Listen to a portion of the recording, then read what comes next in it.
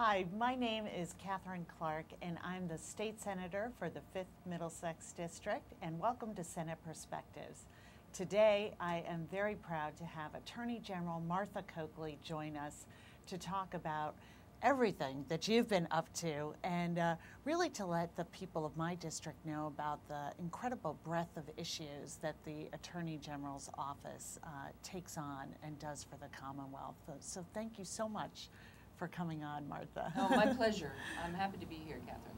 It's, I think that when I first met you, you were in the Child Abuse Division at the Middlesex DA's office, where you went on to become district attorney.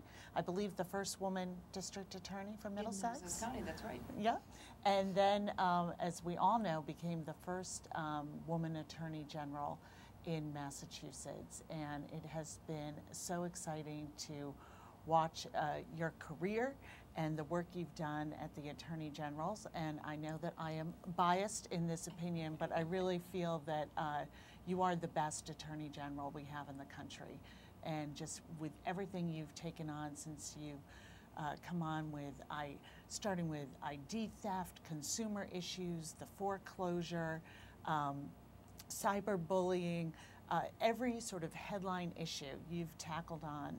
Incredible work with civil rights, environmental issues, and I think if I hadn't worked with you at the Attorney General's, I might not understand how much the AG's office covers. I think people think of it as a criminal prosecution arm, but maybe you could tell us a little bit about how many attorneys you have and how many different areas there really are. Well, sure, and I do think people don't understand how much jurisdiction the Attorney General's office, even when I first came into the office, having been a prosecutor working with child abuse and doing homicides, I realized the extent of what the Attorney General's office does. We have 4 offices. Most of our staff are in Boston, but we do have staff in Worcester, Springfield, and New Bedford. We have 4 different bureaus, and we cover public protection and advocacy, so that includes all our consumer protection, the mortgage issue, products that are unfair or unsafe. We have an environmental division. We also have a civil rights division that's been very active in a range of things, from kids who've been bullied who have civil rights violation to housing to the challenging the Defense of Marriage Act. In that bureau, we also have insurance fraud, making sure that people in cities and towns aren't defrauded. We have a criminal bureau, which we do cybercrime, and we do some environmental crime also, and financial fraud and public integrity. Our government bureau, of course, represents the government, and that's true whether some employee gets involved in a car accident or whether the legislature is challenged for a statute it passes, or the governor is brought to federal court for something that he may have done as he is governor. So it's a wide range of interesting work we do. Utility rate regulation. A very complicated area. It is a complicated area. But when people lately say to me, what's new, I say, what isn't? Because there are so many issues facing consumers and taxpayers and safety for our seniors and kids. And we have been very much involved on the forefront of a lot of those initiatives. Yeah, and just this week in the news, we just finished in my district and across the Commonwealth really wonderful Memorial Day celebrations, and really observing and honoring those who gave the ultimate sacrifice. And it was very poignant for me to think about how long this conflict has been, that my children don't remember or weren't even alive when we've been at a time of peace. So we really have a generation that really is being, the war is the background of their lives. And this week we are signing the Valor Act in the state legislature that your office was very helpful with, which will provide access to jobs and education and tax credits for hiring veterans. But you also have come up with sort of an interesting problem that is coming up for some of our veterans with their education benefits. Well, exactly. As my dad served in World War II and in Korea, actually, we grew up with that sense of public commitment and honoring our veterans, and we just had the chance to be at the Common, where the names of Massachusetts residents who've been killed since the War on Terror, that, as you said, seems to be endless. We certainly want to make sure that those veterans and their families get the benefits they deserve, whether it's in making sure they're not foreclosed upon. Right. More recently, what we focused on, since many veterans have a lot of benefits available to them, we want to make sure they know where they are. We also want to make sure that there aren't predatory lenders or other businesses that are trying to take advantage of them. And one that we are concerned about and we've raised a red flag on is for-profit schools. Yeah. And many of the for-profit schools in Massachusetts around the country are highly federally subsidized. Under the current law, 90% of their funding can come from Pell Grants or other federal funding. What they also are doing is taking that other 10% and using veterans benefits that are available through the GI Bill for veterans returning. And in that instance, they've highly targeted veterans, and our concerns are that veterans will go into programs that are very expensive, may end up with debt afterwards, but aren't getting the kind of education or training that will actually help them get a job. And so we're very concerned about protecting veterans in that respect. As relates to the Valor Act, one of the pieces we worked on was to make sure that there were opportunities for veterans who came into the court system to look for and get the help they need if some of the behavior is related to PTSD, post-traumatic stress. We've heard a lot and read a lot now about veterans coming back, particularly from the Middle East, with brain injuries and with other traumatic syndrome that may affect their behavior, may end them in a district court. We want to make sure that we know who the veterans are and that we get them the help they need when that's appropriate. Which, it's true, it's sort of these invisible wounds of war that I think both for families, for employers, interactions in the court especially, they look okay. And it is often just so damaging, either an actual concussion or head injury or just the post-traumatic stress syndrome that they're suffering from.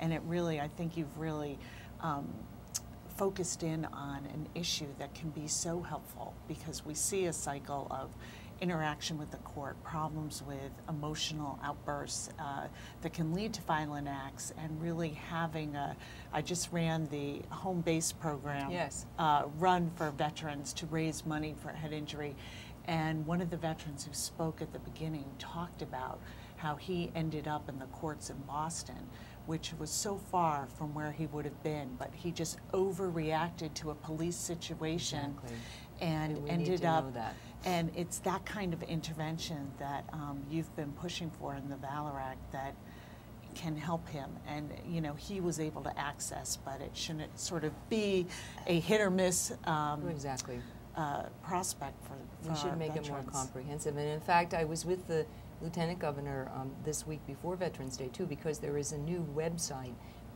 with Home Base and some of our not-for-profit partners that has all veterans benefits in one spot, vetadvisor.com.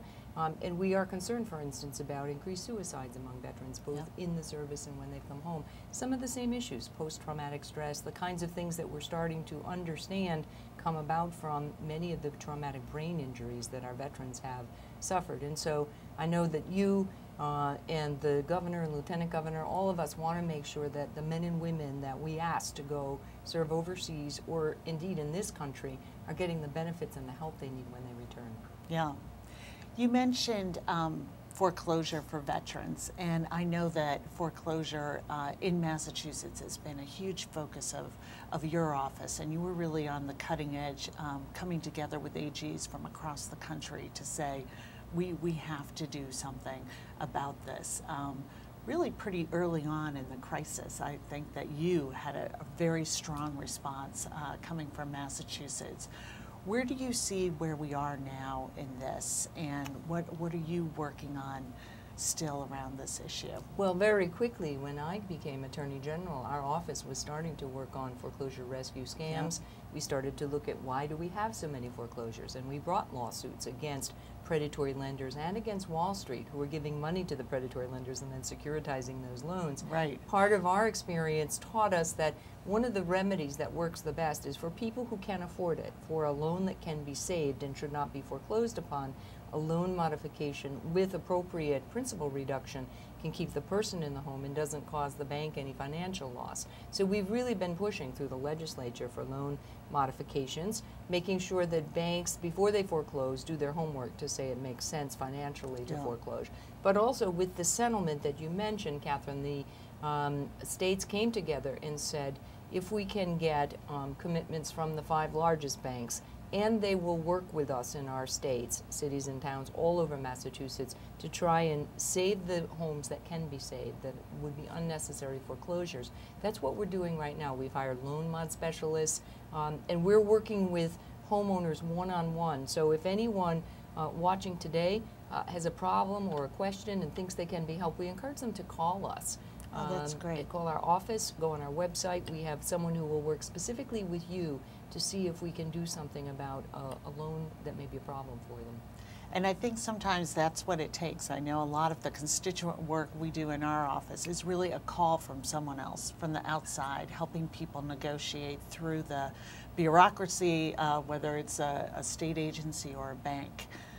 So that is and sometimes when great service. When the Attorney General's office gets involved, we get a quicker and a better solution. I would imagine so. And not just in mortgages. We encourage anybody to call us with a consumer problem, a labor problem. We have a labor hotline. I know you have elder, you know, really looking after the elder hotline that they can call about scams or questions or access to benefits. It's really and the great thing is we have senior volunteers who actually understand for people the problems they're having, and maybe they're not as willing to go on the computer or they have other questions about technology that the seniors, their peers, can help them with. So we encourage them to use it.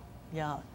And I'm so glad that you mentioned these different numbers. Your website is very accessible. The numbers are there, so I hope that people will go on. And there are so many questions that can be answered. With the foreclosure bill, it's come through the House, and I know you've been working with it, so I hope it will be in the Senate soon for our discussion. As do I, because that would allow us, with the settlement money, the legislation that would then cover other banks that we haven't settled with yet, as well as we push to get Fannie and Freddie loans modified. There's a large portfolio of loans that are still held by Fannie and Freddie, and so that is complicated moving ahead as quickly as I think we should. I believe that until we get homes, some homes need to be foreclosed upon, but those that we can save, we should. Yeah. And I'd love to see this foreclosure disaster in our rearview mirror so we can get people stabilized, get the housing market stabilized, and start, as people go back to work, as we see some bright spots in the economy.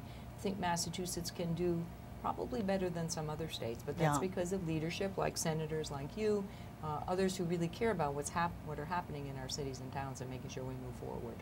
And I know that in my district and in some other communities across the Commonwealth, we've seen such an increase in families who are living in hotels and motels. It's very sad. And it is very sad, and it's really no place to be living, and especially to be raising children. And if we can come at the foreclosure issue earlier with prevention, loan modifications that you've been working on, it's really a way to prevent us from having to absorb people into motels, which are often more expensive than we could have kept them in their homes for. So and we've learned some lessons from this, but you're right. We need to solve these problems and look ahead to make sure that we want people to buy homes, we want credit to be available, but we want the banks to do it in a wise way, not in a way that we saw, frankly, brought our economy almost to a collapse. Yeah. Do you see a difference in the foreclosure policy between sort of community banks and the local banks and the larger banks that were big players, the larger mortgage? And is there a way to accommodate those differences if they arise? I do, Catherine, and I'm glad you've asked that, because one of the things I've tried to stress is that it is mostly the large national banks that have come in and made loans, in some instances that they knew or that they knew or should have known wouldn't succeed. But I do want to give a shout out and congratulations to a lot of our local regional community banks, credit unions who did stick by their underwriting principles, who have been there in the community to make sure they've given out good loans, who understand when people need a loan modification. And I think they've seen a benefit from this. I think more people in the community, residents and businesses, are going to those local banks that are going to take the time to do their homework and know when a loan for a property, a small business, a home, an education loan is going to make sense. And so I encourage that, and I want to say that I appreciate what our local banks have been doing during this time period. Yeah. And speaking of bills that are coming to the Senate, we just completed the Senate budget, and with tremendous help from your office, we're able to put an amendment into the budget that responded to an SJC opinion about Melanie's Law. And your office was on top of it and really helped us get that amendment in. Maybe you could talk about what that opinion said and how we tried to address it. Sure. Well, as most of your viewers know, Massachusetts passed a tougher law for public safety, really, to make sure that people who were driving intoxicated were held accountable and that they wouldn't be back on the roads too soon. In drafting that law, the Supreme Judicial Court said that the statute wasn't specific enough when it came to the definition of conviction for the Registry of Motor Vehicles. Yeah. And many first-time offenders will get what's called a quaff, continued without a finding. The court said that for this law, that would not count as a first offense for the registry. And because of that, it meant that people were not having their licenses pulled for a longer period of time when it was actually a second offense when they were arrested. So I appreciate your leadership in taking that amendment to move with it, to really close the loophole. I think the court said, we think the legislature can change this, but as it's written now, it leaves that loophole. We're really concerned about public safety, obviously, to make sure that people get a fair trial, but when they've had one conviction, or even if it's continued without a finding, and they are arrested again for driving under the influence, they should really be treated as a second offender for purposes of the registry. So hopefully we'll get that moved through and close that loophole. It certainly had unanimous support in the Senate, and I think that people understand that there's quite a difference in the suspension period for your license. 18 months for a first, 3 years for a second. Exactly. And there's been a lot of coverage. The Globe has done a series on it, and I know your office has been following it. You know, how are people getting back on the road? It's really the repeat offender problem that Melanie's Law and our drunk driving laws were trying to address, and I think this is an important piece to close and fix. It provides a deterrent, and as we know this time of year, as we worry about proms and new drivers, and of course now we're worried about texting, and every day there are new issues, but it is just so important for our local police departments, for our local cities and towns, for anybody who's lost a loved one to a drunk driver. You know, they understand how important this is. And so as we can see a Supreme Court decision and know the legislation has to move, we're also grateful that we can go to a senator like you and say, look, let's move quickly on this because it's important for public safety to do it. And appreciate your efforts and your leadership in the Senate for that. Well, it was great. It was a total bipartisan effort with Senator Bruce Tarr, and I think that people just understand that the public safety was critical. Often we don't like to use our budget to do specific policy, but I think this was This one made sense. This one made sense. It was just a common sense fix. I think the SJC was right in their interpretation, and we just need to correct it and move on. So I'm hopeful that will be taken up in conference committee, and we can get that changed as quickly as possible. Exactly. You also were talking, when we were talking about everything that your office does, and about some of the civil rights, and particularly, and I know it's a place near and dear to you, how we look after children.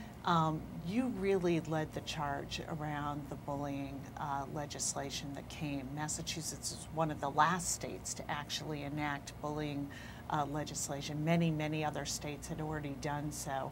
What did you identify as an issue that you thought the AG's office could help with?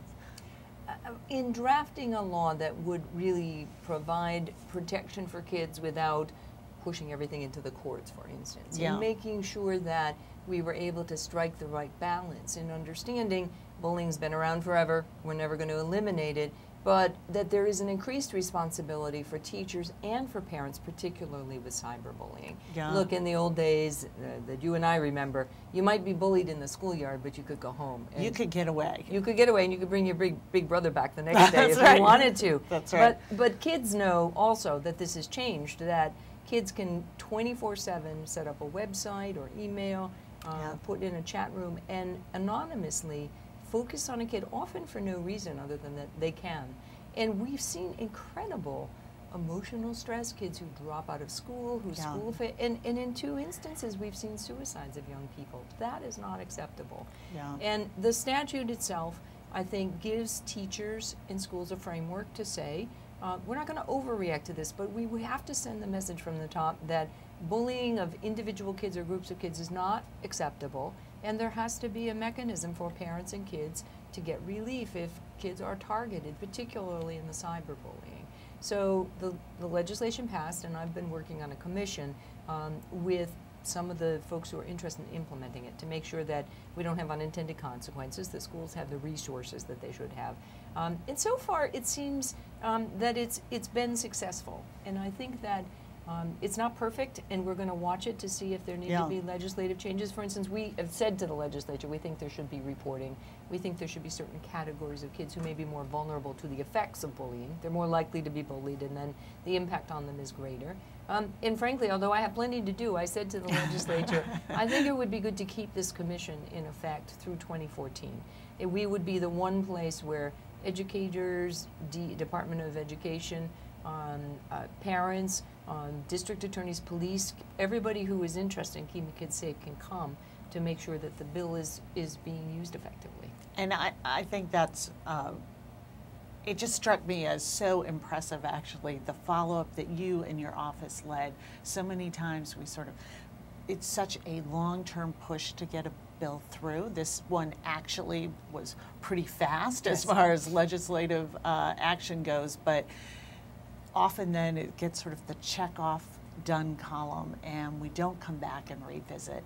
And to really make sure that it makes sense, that we're not asking teachers to really be responsible for out-of-school behavior. They just can't be, but also holding administrations to a level of reporting and making sure that there are real consequences for this kind of behavior, because we certainly heard that on the education committee over and over with the testimony, that parents were going and just getting a response of, this is childhood. I know. Kids bully, that's the way it is.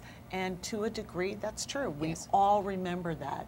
But the cyber bullying aspect of it, the 24/7 of Facebook and texting, has just led to some just devastating stories. It really has, and I think teachers also appreciate that and welcome the framework. And it is true, the legislature's job is to, you know, hold hearings and pass bills, but in their wisdom they said, look, we really want to make sure this is implemented. And so having that panel, that commission work to implement it, to me is important. The longer I do anything, the more I realize it's not just about passing the bill, it's not just about the budget, it's about making sure people in the community and in leadership have a voice to say this is how this really should happen, and it has to be from the top down in every school.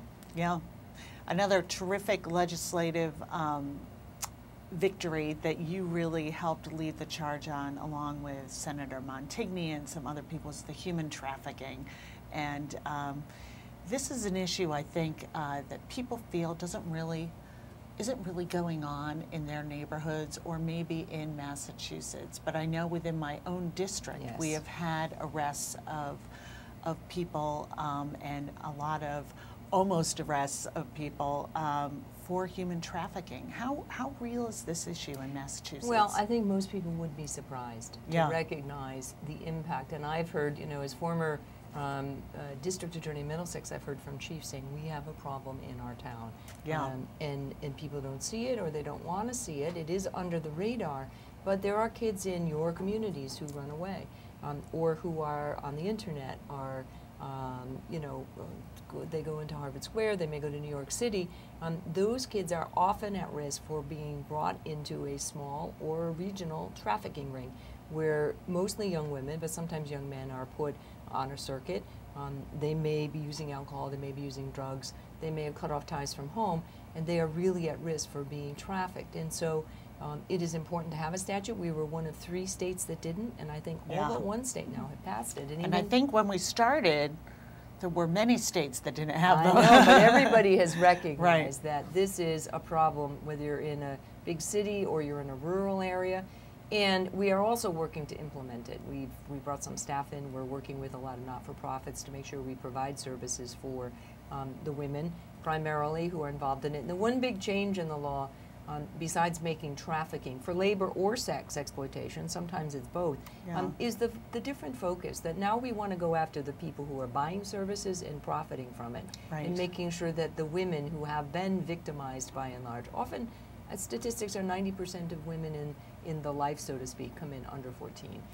That's really sad. And a lot of people will think, well, she's 25 or she's 22, she's an adult, she's made a choice, but that's not really what's happened.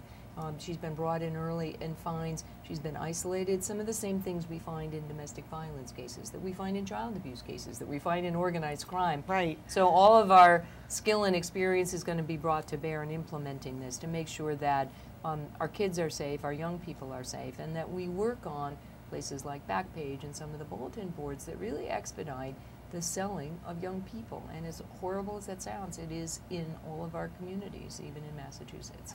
And I think that's the part. It seems like something that happens in other countries, or maybe in New York City or LA, but not in smaller towns in my district, but it is here. And I think that I hope this legislation will help give you the tools and other law enforcement in Massachusetts to really be able to combat it with something. We're working with all the police chiefs and the district attorneys to recognize this. And Catherine, I was chief of our child abuse unit 20 years ago. I started to see some of these young girls who came in as defendants, frankly. They'd been arrested for either selling drugs or for prostitution, but then they would reveal that they had been statutorily raped or forcibly raped. And we started to see these kids as victims, which is part of what the statute does. And there'll be a lot of public awareness that we need to raise on it, but it's an interesting issue. And of course, it does happen overseas. We have people who are being trafficked from South America, through Canada, from Asia, for labor and for sex. And so we need to be very much aware of it in our communities. Yeah, I remember one of the first cases I heard of was a woman who just sort of showed up at the MFA because she could finally get away. And she had just been brought here and was really completely confined in this house and was doing all sorts of labor with just no way to escape. And no place to go. And nowhere to go. She's threatened. And for many of these young folks, they're told, or middle-aged people are told, if you come over, you can then work off your passage, but it becomes a sort of debt bondage that is illegal. Yeah. Well, there are endless issues that we could talk about, and I just want to take this opportunity to thank you personally and your office and staff for the great information that you give us as legislators. I mean, really, the quality of your testimony, the work that you do, the way it informs what we do as a state and a commonwealth is just really so appreciated. It's you're a great partner, and you've set a tone for an office that just works so well with the legislature. Don't always, there isn't always full agreement, but I think that when you put your name on something, people really listen to that and know that it's well researched, well thought out. You have good supporting data. It's constitutional, it's all those things that we try and do and try and build a good legislative and policy piece off of. Well, we have a terrific office, and I'm proud to do the work we do, but by the same token, we have a very receptive audience in the Senate and in the House around issues like energy and healthcare and all of those things which are complicated. So I see us as working together for the citizens of Massachusetts.